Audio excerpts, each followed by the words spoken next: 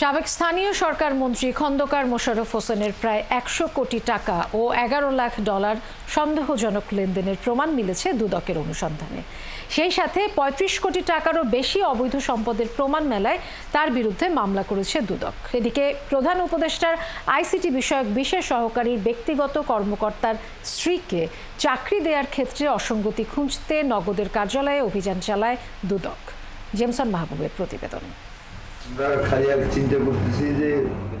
পতিত প্রধানমন্ত্রী শেখ হাসিনার ব্যয় ও সাবেক স্থানীয় সরকার মন্ত্রী ইঞ্জিনিয়ার খন্দকার মোশাররফ হোসেন রাষ্ট্রীয় ক্ষমতাকে ব্যবহার করে বিগত আওয়ামী লীগ সরকারের আমলে বিভিন্ন মন্ত্রণালয়ের দায়িত্ব পালনকালে লুটপাট ও দুর্নীতির বিস্তর অভিযোগ ওঠে তার বিরুদ্ধে। এসব অভিযোগ আমলে নিয়ে অনুসন্ধান শুরু করে দুদক। অনুসন্ধানে বেরিয়ে আসে ৩৫ কোটি টাকারও বেশি অবৈধ সম্পদ ও ১৫টি ব্যাংক অ্যাকাউন্টের মাধ্যমে ১০০ কোটি টাকারও বেশি অস্বাভাবিক লেনদেনের তথ্য।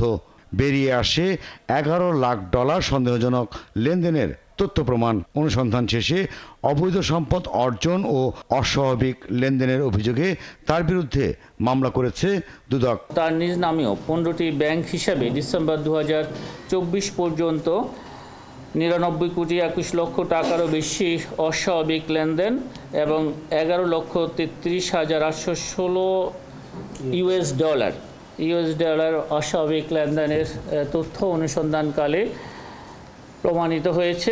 এদিকে গত 2 মাসে বিল ভাউচারের মাধ্যমে প্রায় 150 কোটি টাকা আত্মসাতের অভিযোগে নগদের বনানী কার্যালয়ে অভিযান চালায় দুদক।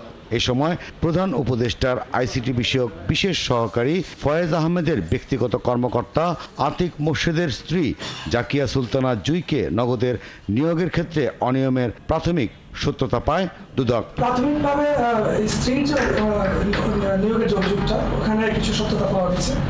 আর ভুয়া বিল ভাউচার বাবদ যে 150 কোটি টাকার যে আত্মসাতের অভিযোগটা, এটার এখনো আসলে অনেক কাগজপত্র সংগ্রহ করতে হবে এবং আমরা সেভাবে চাহিদাপত্র দিয়েছি। এনআরবি গ্লোবাল ব্যাংক থেকে শত কোটি টাকা আত্মসাতের অভিযোগে তমা ও ম্যাক্স গ্রুপের বিরুদ্ধেও অনুসন্ধান শুরু করেছে দুদক। জেমসন মাহবুব, ৭১, ঢাকা।